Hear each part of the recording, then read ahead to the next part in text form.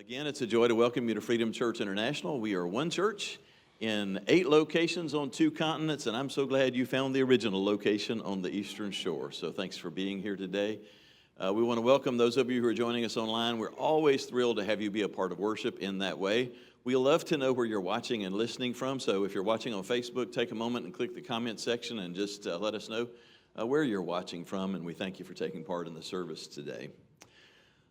Well, it is a joy to see the stage full with so much of our worship team. It's good to have Faith back leading with them. So thank you guys for that. And we want to say a word of greeting to Faith's family, to Scott and Tyler. We are honored to have you guys with us today. We love you, and our hearts have been with you over this past week and continue to stand with you. Just looking around the room, I look at David and Brittany and Faith and her family, and just so many other people, the Parks family, just a variety of people who've undergone real difficulty and loss here recently. And it's just been a reminder that life is not easy, but that you really find out that God is real and that faith in a person's life is real when we go through the hard seasons. You know, those things make us bitter or better, and you just look around and you see people emerging stronger and better as they walk with God through the most difficult seasons of life. And so we grieve with those who grieve, but we also celebrate the victory that we have in Christ. We are in a series right now in Matthew 5, 6, and 7. If you've got your Bibles, I'm going to invite you to open those or open your apps to Matthew 5 as we continue in this Red Letter Living series where we're looking at the life and teachings of Jesus as our instruction book for how we do life. And I want you to just go ahead and prepare yourself. I want you to look at your neighbor and just tell them, this ain't going to be easy, but we need this.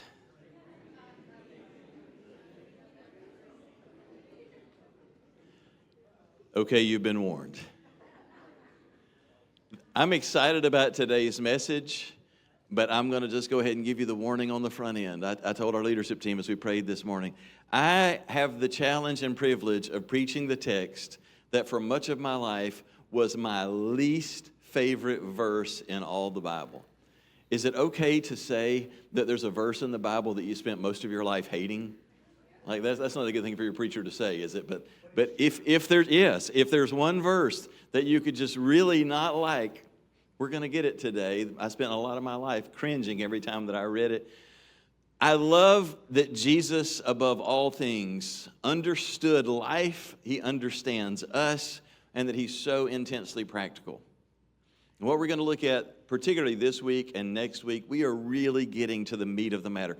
These are some of the most important teachings in all of the Sermon on the Mount. Sermon on the Mount is considered the most important body of teaching that Jesus ever gave at one time. And this is really the meat of the matter. The heart of the matter in Christian faith is about relationships. It's about your relationship with God. It's about your relationships with people. If our faith doesn't radically impact and transform those things, then it's of no value to us. Life is about relationships. And what we're going to look at, particularly today and next week, is how Jesus radically redefined how we were supposed to do relationships. And I'm telling you on the front end, the reason that today is going to be so challenging is because the world, for all of your life, without us even registering what's going on most of the time, has been training us to approach people and relationships in particular, predictable ways that most of them do not line up with how Jesus wants us to do relationships. The teachings of Jesus force us to take a hard look at ourselves and how we relate to the people that we love and the people that we don't like, and forces us to reconsider how we may need to make some major shifts in how we interact with people. And I want to just encourage you, this is not like optional material for advanced Christians only. This is Christianity 101. If Christianity doesn't change how you do relationships, it has little or no value in your life. So with that said, let's see what Jesus has to say about how to do love relationships. And I'm just going to tell you this on the good side of the front end. What we're going to talk about today, let's say you're in a romantic relationship or you're married, and you've become very discouraged about that relationship. You're feeling like maybe it's dead. I'll promise you this.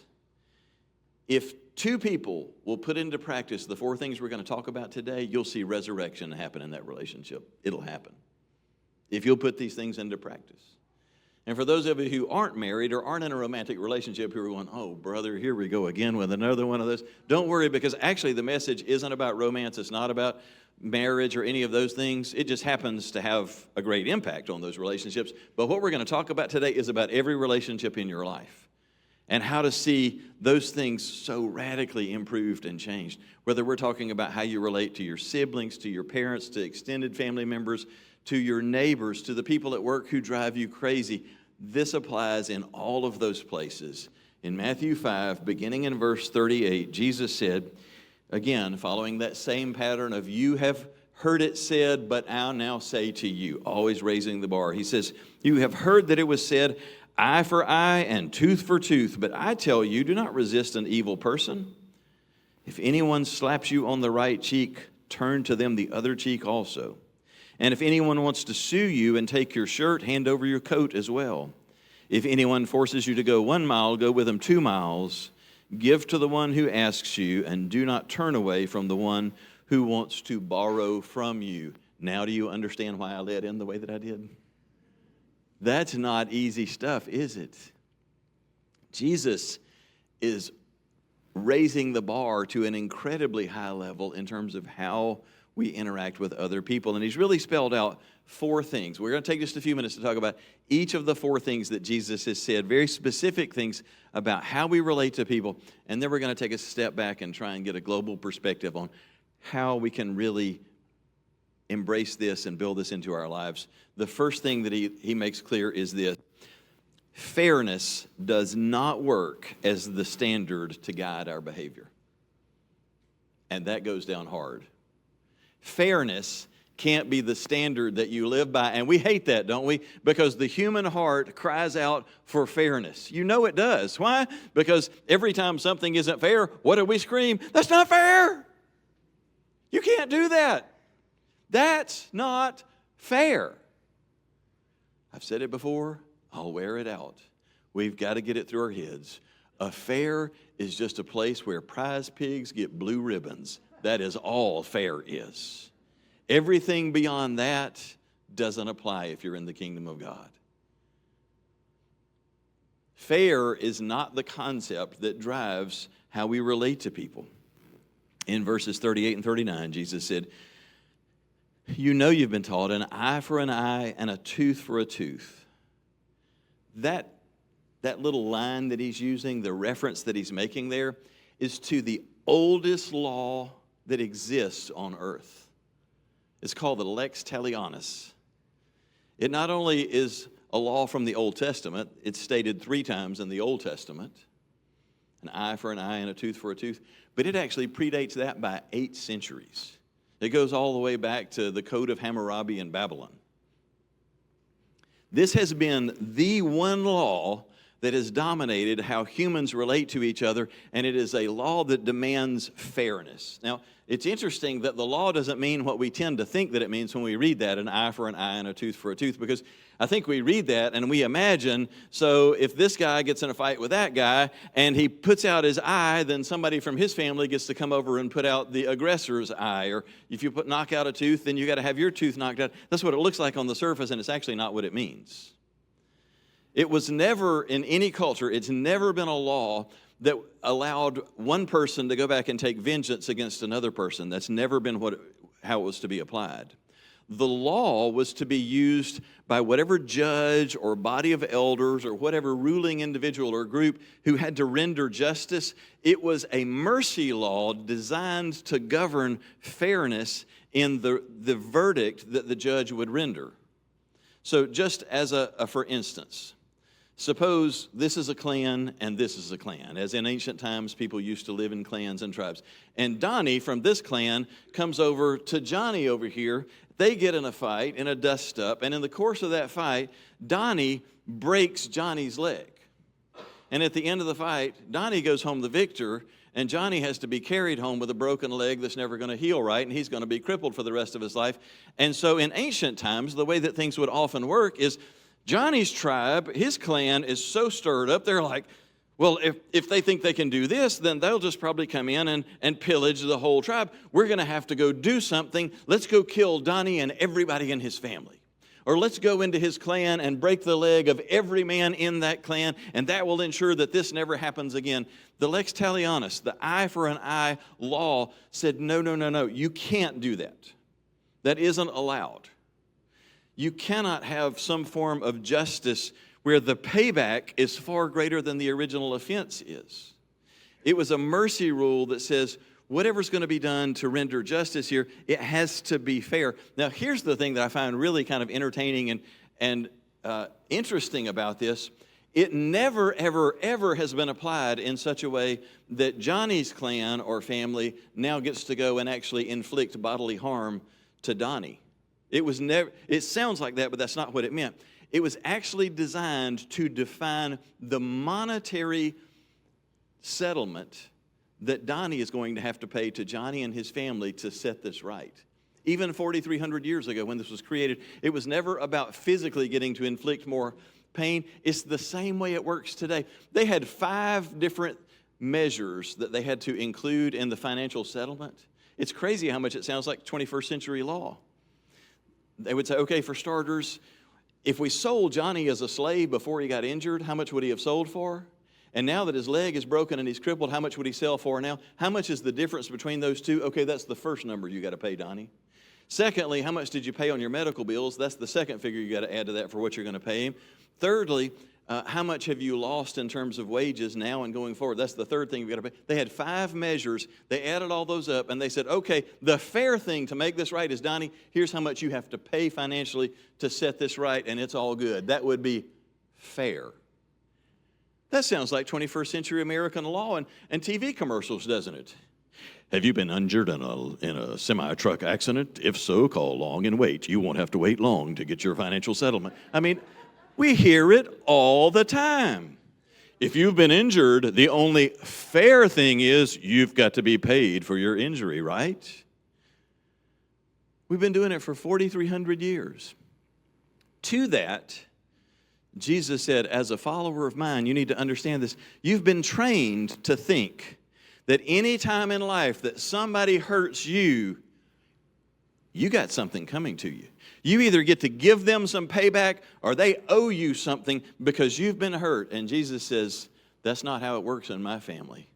That's not how it works in my kingdom. My kingdom is not defined by fairness. It is defined by justice, but it is a justice that is driven by compassion, mercy, grace, forgiveness, and love. And you get completely different outcomes when you have justice that's driven by those things. So we don't get to demand fairness. That's a tough starting point. Here's the second thing that he has to say. That we don't get to bail out or retaliate when we feel hurt or mistreated. Here's one of the most fundamental things that's key for us to learn in life. Other than Jesus, the only people that we ever get to love and do relationships with are broken people. Damaged people, broken people are the only people you will ever get to have relationships with. Hurt people. And we all know that hurt people, right? Those are the only people you have the option of doing relationships with. I feel like half of what I'm doing when I do premarital counseling is trying to get this one principle across. If you're early in the relationship, if you're in the emotional obsession stage of the relationship, you think that you have found your perfect soulmate. You have not. You have not.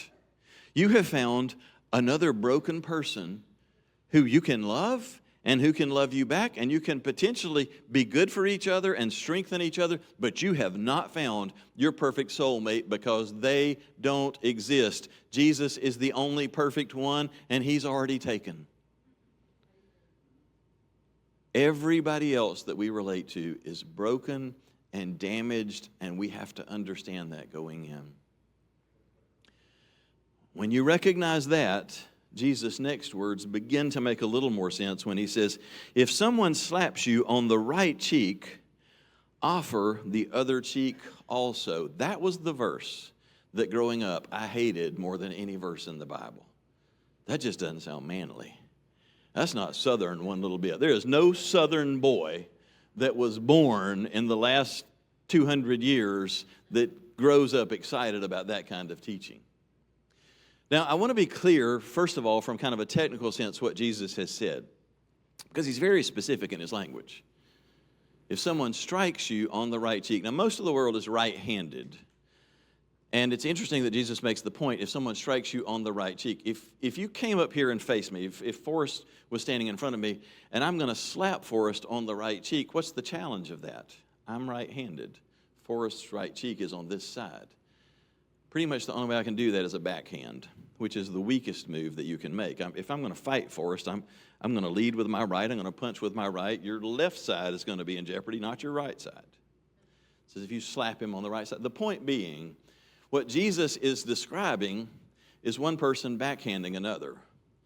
In Jewish first century culture, that was considered the worst insult, the worst offense, is the backhand. It's not that you get so damaged by a backhand. I still, when I think of this, I picture the Bugs Bunny cartoon when he pulls out the leather glove and drops a brick in it and says, I give you a taste of leather.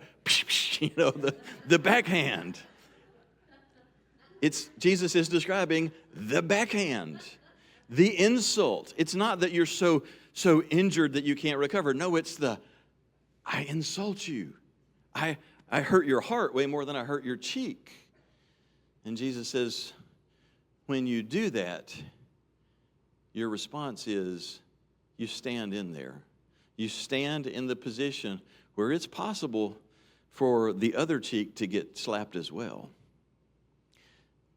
The point being, you don't get to retaliate and you don't get to run away and withdraw and say, if that's how you're going to treat me, then we don't have a relationship, or I'm going to punish you by withdrawing my affection and my attention and my time with you.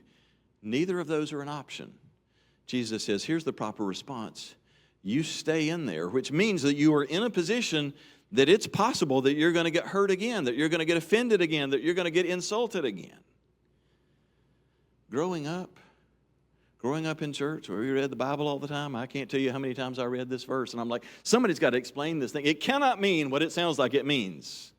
I can't believe Jesus would tell us something like that, because that's not how I was raised. Think back to when I was in middle school. I got in the worst fight I had ever seen anybody in school ever get in. And it was with the biggest bully in our class.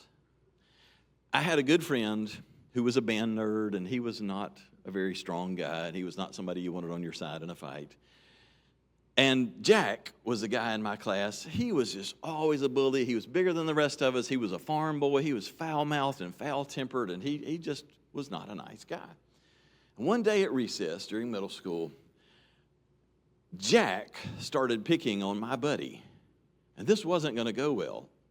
And after that started, I saw across the room what was happening, and I knew my friend did not stand a chance. So I came rushing in to intervene between my friend and Big Jack, which seems like a good thing to do, a noble thing to do.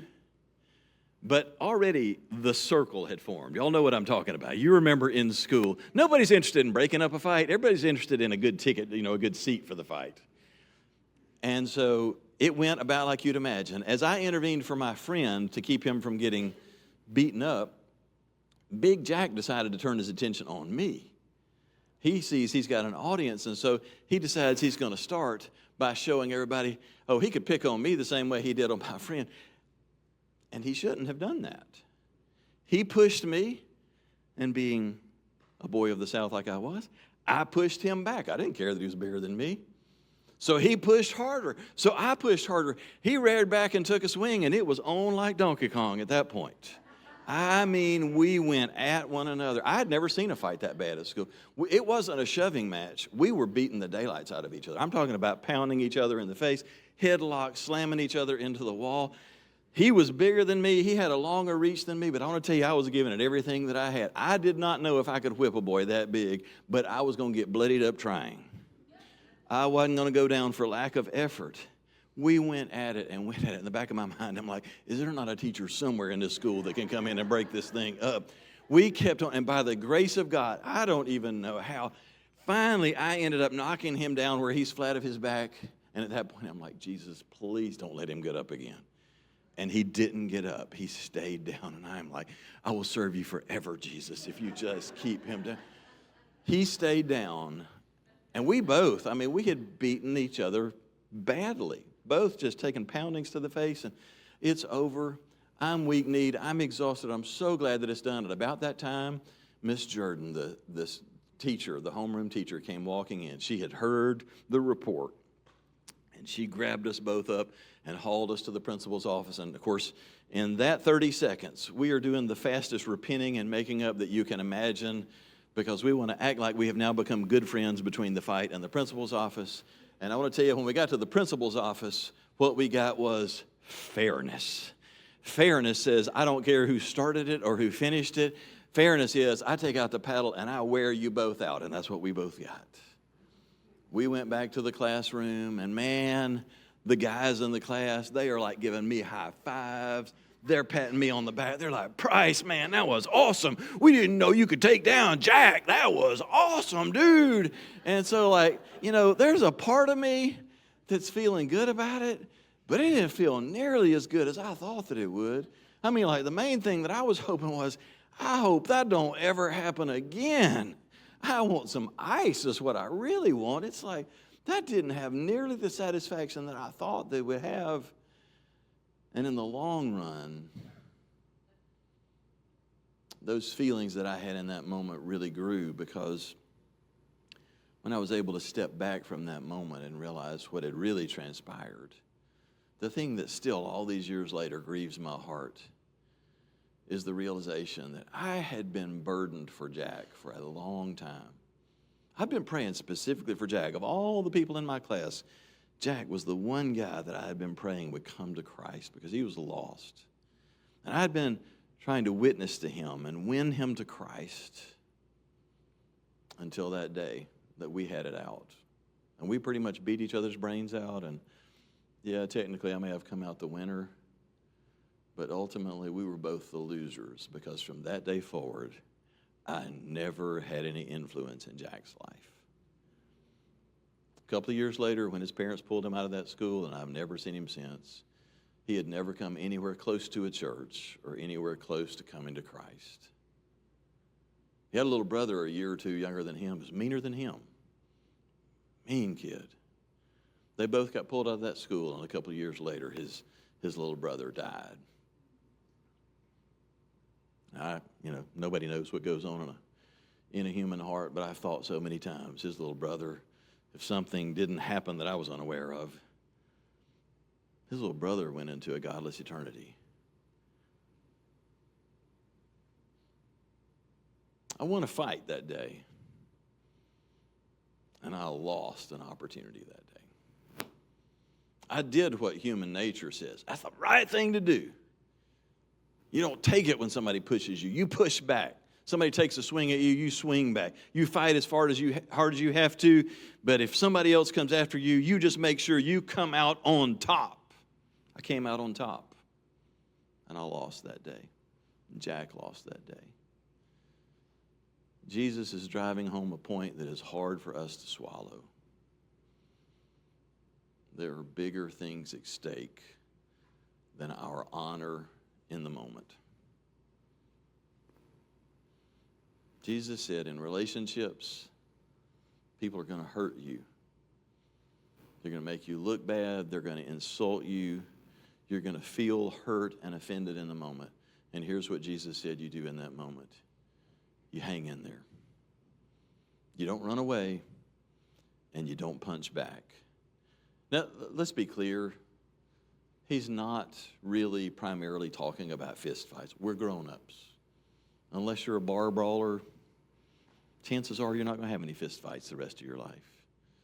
Jesus isn't talking about fist fights. He's using it to illustrate a much bigger principle in life. In life, in relationships, you're going to be offended. You're going to be hurt.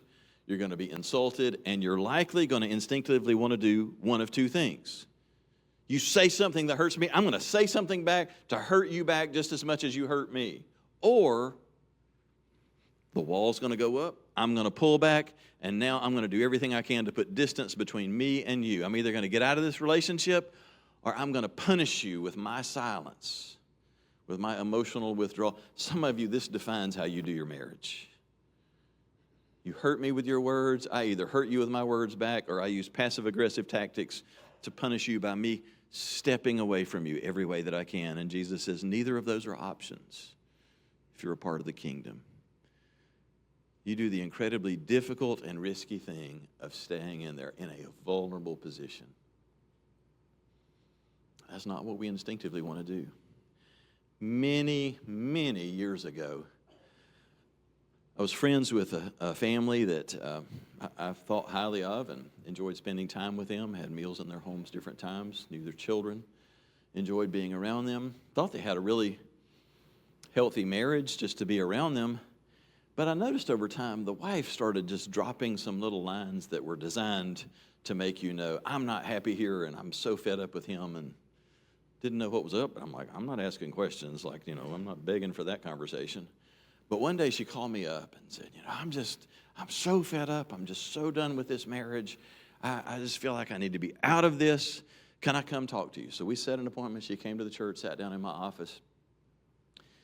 And she clearly came in to do what has happened many, many times over the last few decades, where she comes in to get the pastoral blessing to leave her husband. You wouldn't believe how oftentimes people come, make an appointment because that's what they want. They want to hear that I checked the box spiritually, that my pastor said that I'm justified to get a divorce. I wish I had $5 for every time anybody's tried to do that.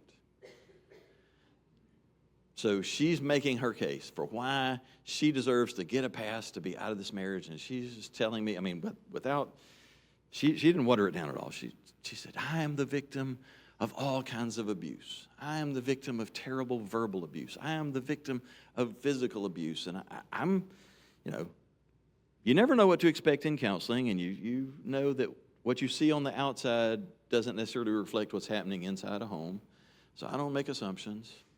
But I confess, I was shocked to hear all this because I know the husband pretty well, and he's just one of the nicest, most mild-mannered people that I know. And so I'm like thinking, wow, that's so shocking to hear all of this. And she wants out, and I just said, look, we can't make any progress with two of us in the room. We need to have three of us in the room. Could we possibly all three sit down together to talk about these things? That wasn't what she was there for. She wanted the past to be done, but she's realizing she ain't going to get that today. She's just, I guess we could sit down together. Okay, great. So she asks her husband. We set another appointment. The three of us sit down together. And I'm like, I'm going to let you just say again the things that you've said to me. And he's just like confused and dazed, like, I'm glad to be here, but I don't understand what's going on. And I'm like, okay, I'm going to let you share the things that you said to me before. And so she starts in about all this verbal abuse that he's been giving to her. And he's like, I'm lost. I don't understand. Like, I'm not saying that we don't ever have arguments or anything, but like, I don't ever raise my voice. I don't curse. I don't call names. I'm like, I don't understand the verbal abuse thing. And I'm looking at the wife like, what's going on? And she said, well, it's true. He doesn't yell. He doesn't curse. He doesn't call me names, but he's still abusive. And I'm thinking, you're going to have to make a better picture of this for me. And when she finally fleshes it out, it's like, well, when I make parenting decisions, because it was a blended family, when I make parenting decisions, a lot of times he doesn't agree with me, and he'll tell me when we're alone that he disagreed with what I did and that he thinks that I should take a different approach with my kids. And I find that very offensive and very hurtful. To me, that is verbal abuse. I'm like, that's a pretty loose definition of verbal abuse. But I'm like, I'm just listening, and I'm like, well, what else? Well, that's really the main thing. I'm like, well, okay, well, tell me about the physical. Oh, yes, it has gotten physical. It has gotten violent. And I'm like, all right, we need to be honest, and here we need to lay it bare. So tell me about the violence. One day, y'all, I'm not making this up. One day, he got so upset in an argument, He picked up a pillow and threw it at me. That was my thought. I didn't do that out loud. Okay, and then what happened? Well, nothing, but he threw a pillow at me. Like, okay, well, can you share another example? Well, no, that was the main one, but that's physical violence right there. I'm like, I think we're going to have to recalibrate here. I think we're going to have to take a step back and realize that what's going on here is you two have normal levels of conflict between two humans, and the instinctive response is you want to get away.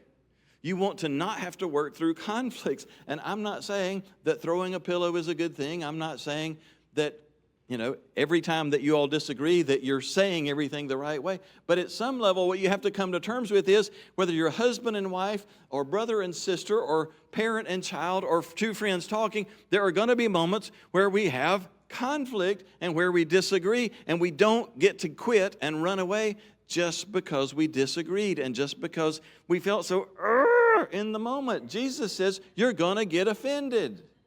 You're going to get hurt. And you got to hang in there and stay in a position that you could get hurt again. It's not a pass to quit and give up and run away. And to their credit, they didn't. They hung in there, and they're still hanging in there decades later. But you're going to be tempted to quit. You're going to be tempted to retaliate or to just back away. And Jesus says that's not how we do it in the family of God. Now, I want to say one last thing about that before I move on. Let's be clear about this. Jesus is not teaching here that if you are a victim of abuse, that you're supposed to stay in and continue to take the abuse. I shared a rather extreme and kind of silly example that was a real-life example. But let's be honest, there are plenty of situations where the abuse is real, where it's extremely unhealthy, where it's damaging to an individual or to an individual and children who are witnessing this. And Jesus is not teaching that it's a healthy thing to continue to stay in and receive physical abuse, severe emotional and verbal abuse. That is not what he's teaching. The Scriptures teaches the sanctity of human life, and we should honor that. We should protect that. So rest assured, in a room with this many people in it, as many people as will watch this online this week, there will be plenty of people who are in those kinds of situations. And there's been enough stuff in life that has coached you up to think, maybe I deserve this, maybe the right thing is for me to stay here and take this, maybe I'm the one that's causing this. No, if you are on the receiving end of abuse, that has to be brought to a stop. And if you're trying to figure out what to do next, a great next step is for you to speak up. We're only as sick as our secrets, and abuse that's kept secret continues to be toxic and gets to continue. So the first best thing that you can do if you are in an abusive situation is to speak up to somebody that you can trust who will speak truth to you and into that situation. And if you don't know who that is, you reach out to an elder in this church, to a staff member in this church, to a small group leader in this church, somebody that you can trust to help you gain some healthy perspective about how to break the cycle and move to a better place, okay?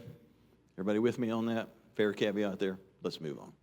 The third thing Jesus says is, rather than demanding our rights, we focus on others' needs. In verses 40 and 42, Jesus said, if anyone wants to sue you in court and take your shirt, let him have your coat too. Give to anyone who asks you for something. Don't refuse to give to anyone who wants to borrow from you.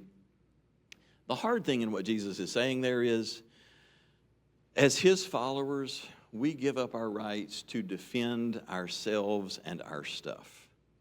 There are going to be times when people make demands of us that just don't seem fair. And Jesus says, instead of focusing on protecting your rights, focus your energy and attention on the needs of others. Americans, we love to defend our rights. We think that this is a super American thing. We know our rights. We're going to defend our rights. Man, wasn't that so vividly portrayed to us through the whole COVID crisis? Everybody wanting to demand their freedoms and their rights. And we sound so when we're doing this. The reality of the matter is followers of Jesus do not focus on their rights. They focus on the needs of others. I mean, think about just even in the ordinary, everyday situations where you encounter somebody on the street in need and they're holding up a sign, they're asking for money, or they verbally ask you for money. Think about the tension that takes place within you. That part of you that says, I worked hard for my money. I deserve you don't deserve to get what I worked hard for when you're just sitting on your behind on the sidewalk holding up a sign. You don't have the right to demand that I give you what I worked hard for when you're not working. If we're honest, there's a part of us that goes there in our minds, right? I'm going to defend what's mine. The world has taught me. Work hard for all you can get. Keep all you can. Put a lid on the can, sit on the can, and poison the rest. You know, that's the way the world teaches us to live. Make all you can. Keep all you can. And yet there's this other part of the tension that's like, man, I see somebody who's struggling, and if I'm a believer, the Spirit of God lives in me and makes my heart tender to their needs. Am I going to focus more? Well, I might need that money, or I worked hard for that money. Or am I going to focus more on their needs? Followers of Christ focus on the needs of others. Ultimately, the simplest thing to remember in this regard is this. If you belong to Jesus, you're a walking dead man, you're a walking dead woman, and dead people have no rights to defend. Paul said in Galatians 2:20, I've been crucified with Christ. His history is my history. I've been crucified with Christ, and I no longer live, but Christ lives in me. And the life that I live in the flesh, I live by faith in the Son of God who loved me and gave himself up for me. Dead people don't have any rights to defend. Dead people don't have any feelings to get hurt. And we have to remind ourselves of this, don't we? Because we don't feel very dead in those moments. When we want to defend and hold on to what's ours, we have to remind ourselves. Followers of Jesus have died with him. We don't have anything to defend. I was very recently reading a little piece about the Titanic and some of the things that happened in those moments shortly before the Titanic sank. You know, it was a gradual thing. It didn't happen in 30 seconds. And that situation was, it just was so revealing because it's purely life and death. In the icy waters of the North Atlantic, there's only two options. You either get on a lifeboat and have a chance to live, or you don't get on a lifeboat and you die, period. You don't survive in those icy waters. You're only going to live for a few minutes in those kind of conditions before you die of hypothermia. So it's all about who gets the seats on the lifeboat, who does not. It's interesting to read the accounts of some of the people who faced that situation because there were not enough lifeboats, there were not enough seats, and the Titanic is going down. John Jacob Astor IV, who was crazy wealthy. I mean, that name Astor, you know, the Astor family, they were among the 3 or 4 wealthiest families in America for generations. It's that Astor. John Jacob Astor IV was one of the wealthiest men in America. He literally had enough money in his bank account on the day that the Titanic sank. He could have personally built 30 Titanics. He's that rich. He's guaranteed a seat on the lifeboat. And yet when the time came and they absolutely made a space for him on a lifeboat, a man that wealthy, a man that important, he has to be saved. And Astor chose instead to put 2 frightened children in his place on the lifeboat and to go down with the Titanic. In those same moments, millionaire Isidor Straus, not as wealthy as Astor, but close to it. He was the co-owner of America's largest retail store at the time, Macy's. He and his wife were on the Titanic. And Straus said, I will not board any lifeboat ahead of any man on this ship. That man could have had any seat on any lifeboat. But he essentially said, I won't go ahead of any man on this ship. His wife, Ida, watching the sacrifice of her husband, there was a seat for her. And she chose instead to yield her seat to her newly hired maid, Ellen Bird. And she chose to spend the last minutes of her life at her husband's side on the deck of a sinking ship. All three of those multimillionaires went down with the ship. All three of them had a place on the boats. All three of them were far too wealthy and far too important to be allowed to die that day. And the thing that they shared in common was that they were more focused on the rights and needs of others than they were on their own right to have a seat and to be saved. That is what the followers of Jesus do. We focus on the needs of others more than our own rights. The fourth thing that Jesus said is, or taught here, is that rather than performing the bare minimum, we do more than is required. He said, if a soldier demands that you carry his gear a mile, carry it 2 miles. In those days, Israel was under Roman occupation. It was a miserable situation. There was always an occupying force. Roman soldiers are always present. You're always seeing soldiers marching by. And they made life miserable. You hated the Romans. You hated to see them. And the way that the law was written, the conquered people could always, under any circumstances, be forced to carry the pack or the load or the weapons that a soldier's having to carry as he's marching down the road. But the law restricted how much you could be expected to carry it. So it came out to roughly, in our terms, roughly a mile. So a soldier who's coming by and he's tired and he sees Stone over here working in the field, he fully has the right, without anybody else there to enforce it, to say, Stone, come carry my load. And everybody knew how far Stone's got to carry the load. Doesn't matter how busy Stone is, doesn't matter how tired he is, you're carrying my load for a mile.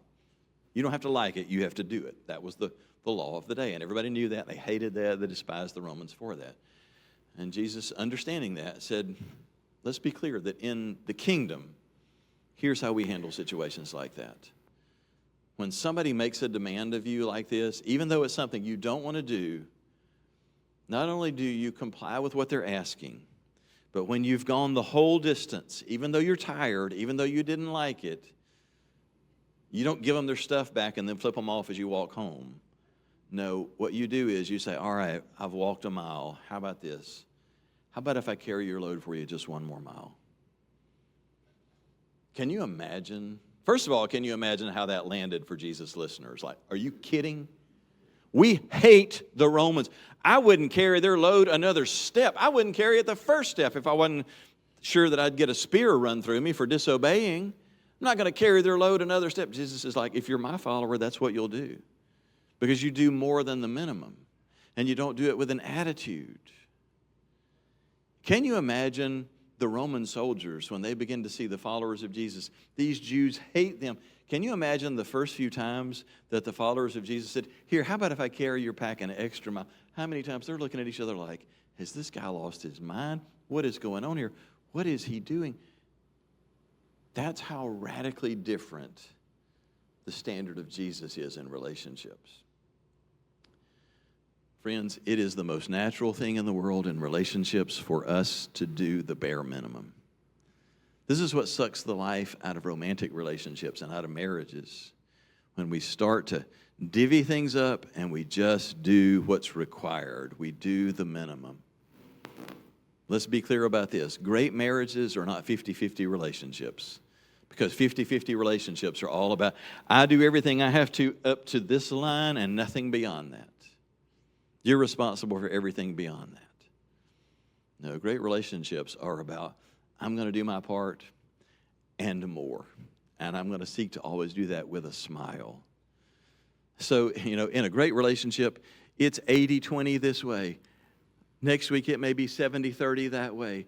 It's two people saying, I want to do all that I need to do and more, and do it with a smile, because serving the other person, that defines how we do relationships in the family of God. We don't do the bare minimum. Now, I think we can agree that this almost sounds like, maybe it does sound like, a hill too high to climb, a bridge too far to reach. I mean, you feel it in the room, don't you?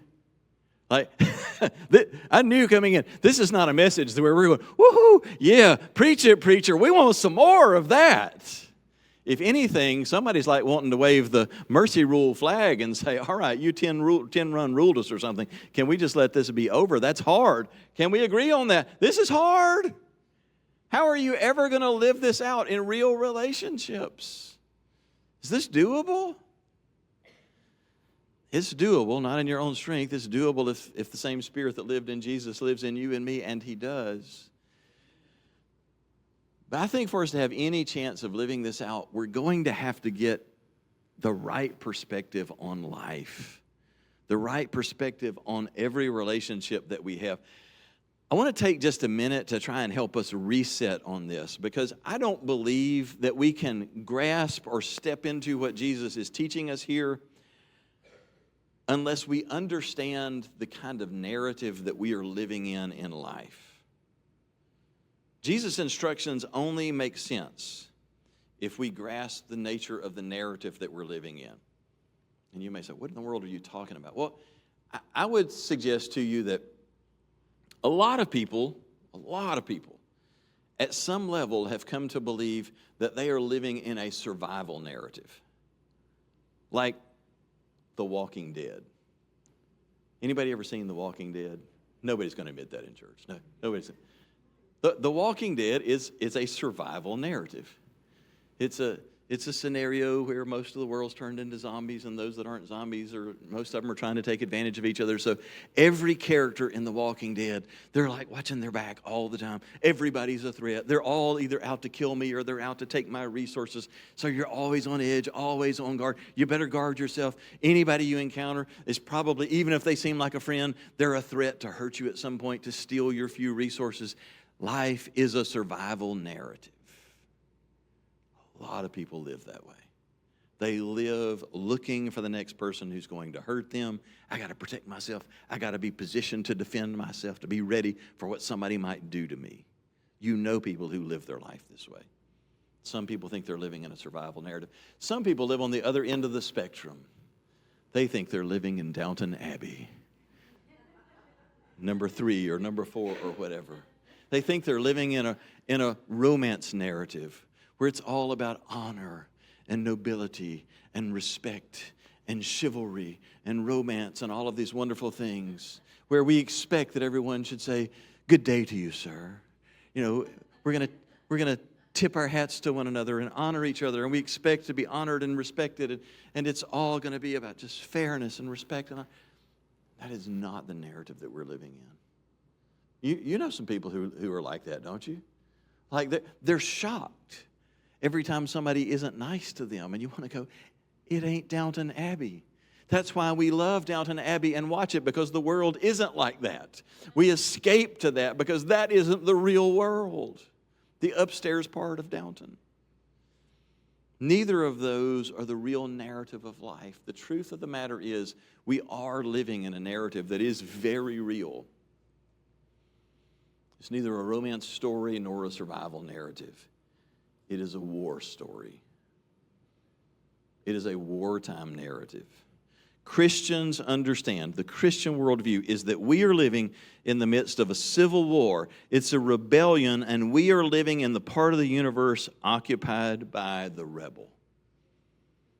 The narrative that we're born into didn't even start with people. It started with the angelic part of God's creation. And it was all created good. They were all created to know and love and serve God. And somehow, it's beyond what we can grasp that there was a rebellion. And there was a leader in that rebellion, and he wanted what was his.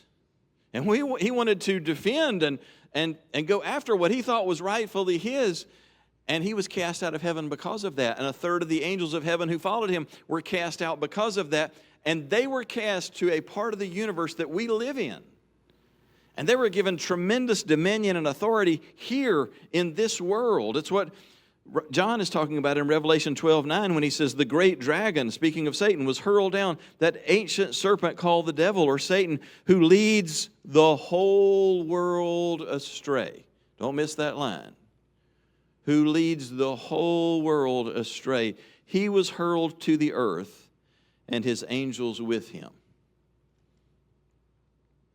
And for generations and generations, for centuries and centuries, they've been leading the whole world astray teaching humanity as a whole to buy into their way of thinking and their way of relating. Everybody's out to get you. You better protect yourself. You better guard yourself. You better fight back when you're pushed against, when you're attacked. You better be ready to fight back. Nobody's going to take up for you if you don't take up for yourself. But Christians who understand the nature of the narrative that we live in understand that we live behind enemy lines, and we take part in a campaign of sabotage that is designed to release people from the rebels' grip. This is our narrative. It's like in World War II when the Nazis had overrun continental Europe. Now they're just banging away at Great Britain. But there are millions of people who aren't a part of the Nazi regime. They've just been overrun, and they're living under the terrible oppression of the Nazis. People in places like France who are trying to figure out how to do life under this horrible enemy occupation. And it's not like they can go join an army to fight against this. They're in occupied territory. And so what do? They join the resistance. And they take part in this plan of sabotaging in every way that they can, at every level that they can, the work of the real enemy back in Germany. They blow up everything that they can that is helping the Nazi campaign to move forward. They look for ways to undermine the work of the enemy. And friends, the teaching of Jesus is the heart of how we sabotage the work and plan of our enemy, the devil. First of all, we have to get clear on what Paul said in Ephesians 6:12 when he reminds us our fight is not against people on earth. Let's say that together. Our fight is not against people on earth. We're fighting against the rulers and the authorities and the powers of this world's darkness. We are fighting against the spiritual powers of evil in the heavenly places. It's really important. Because what Paul starts with, what he leads with there is, we're not struggling with people. That's hard to swallow. Because you look at our situations, it's like, I think I'm struggling with people. If you're struggling in your marriage, if you're having constant conflict, it's like, I'm having a struggle with a person. Somebody's driving you crazy. Somebody's wearing you out at work. You feel like, my problem is people. Paul said, our enemy is not people. You can't see your enemy. The problem is, the people around you have been so impacted and influenced by the enemy that they live in ways where they lash out and behave destructively and where they don't act in honorable ways. They don't act in loving ways. So how are you going to respond to that? How are you going to help people recover from that? How are you going to survive in the midst of that? And Jesus is telling us his battle plan, his strategy for sabotaging the work of the enemy. There's only one thing that wins the day: radical love as defined by Jesus. Only loving the radical ways that Jesus has laid out can flip the script in this civil war that we're living in. We can fight it out. I promise you, that will never win the day. Might will never win the day. Only radical love. When we love in the ways that Jesus describes, where we yield our rights, we're not demanding what's fair. We're not running away or punching back when we get offended, when we get hurt. We're not speaking back in anger when we get offended. We're continuing to hang in there and love and stay present and stay vulnerable.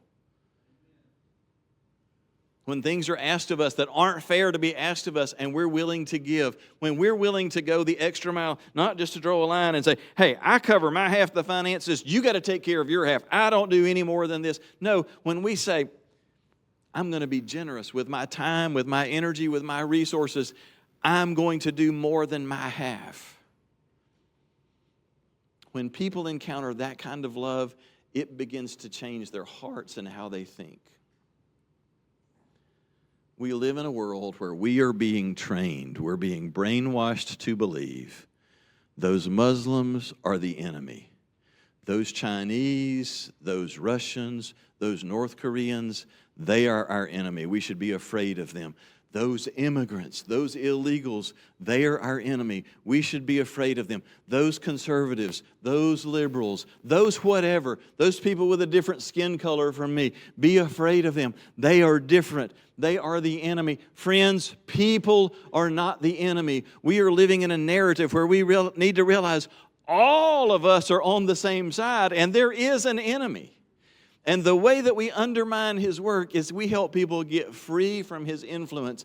And the way that we help them get free is by loving them in the radical ways that Jesus is describing. We're watching in Nigeria right now as unbelievable things are happening.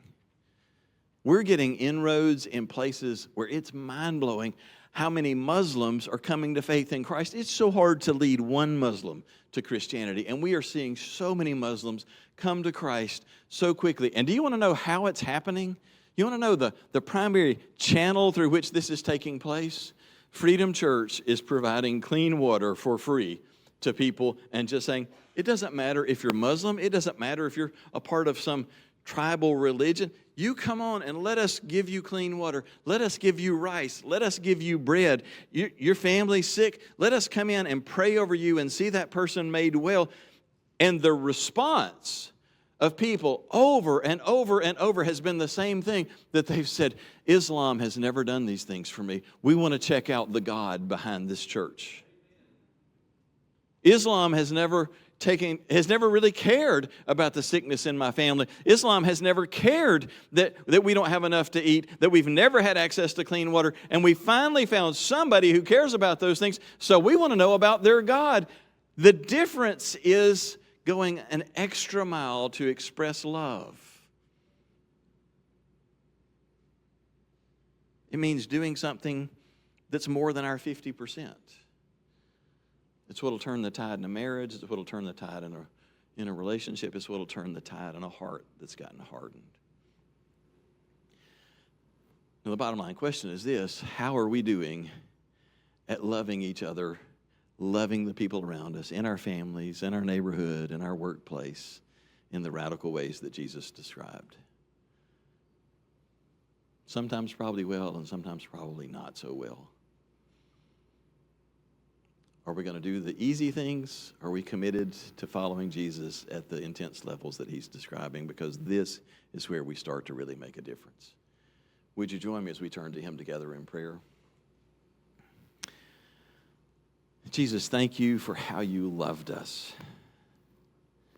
Thank you that you gave us such a clear directive. When you had finished your earthly ministry, you laid it down for us so simply: by this will all men know that you are my disciples, by your love. Jesus, we confess to you that there are a lot of times where we love ourselves more than others, where we're more interested in protecting ourselves and our rights and our resources. We're way more interested in that than we are in serving and loving others. And so we ask you to forgive us and to change us, to reshape us to be compassionate people. If you realize that the things that we've talked about today have not been true in your life, that maybe there's a particular relationship where you realize, wow, I have been missing the boat, I've been protecting myself, I've been lashing out, that's not okay. Why don't you just take a moment and just confess that to God? The scripture promises if we confess our sins, he's faithful and just, and he will forgive us and cleanse us. Just confess to God where you've struggled. If there's a particular relationship the Holy Spirit's bringing to mind, ask the Lord, God, would you give me a capacity to love this person well? Maybe you're feeling right now afraid to open yourself up to even step back in close to this person again. It may be somebody in your household. It may be a spouse. We just admit, God, I'm going to need your grace and your strength to step back in here and to be vulnerable again and to love again. Would you help me to do that? Lord, you know the variety of needs that we have around the room today. We are lost and undone without you, but you are able to meet every need and to address every struggle and hurt that we have today. We look to you. We open ourselves to you. And we say, come and have your way in our lives, Lord Jesus. We pray this in your name. Amen. Thanks so much for tuning in today. I surely hope that what you heard was relevant and helpful, and above everything, I hope that what you experienced today really helped your heart to connect with the heart of God. Now, if what you heard for you stirred up any questions or maybe led you toward some type of spiritual decision, maybe you want to talk with someone about something that's on your mind, I would love to hear from you. And so I would encourage you, reach out by email. At the bottom of the screen, you see my email address. It's mark@myfreedomchurch.net. That's not going to go to a secretary or an assistant. That'll come directly to me. I'd love to hear from you and talk with you about anything that's on your mind. And if in the future you're in our area, we would love for you to come and worship with us at Freedom Church. But until then, we invite you to access all of the sermon material that you find online. Again, thanks so much for taking the time to join us today. Hope that you have a great day.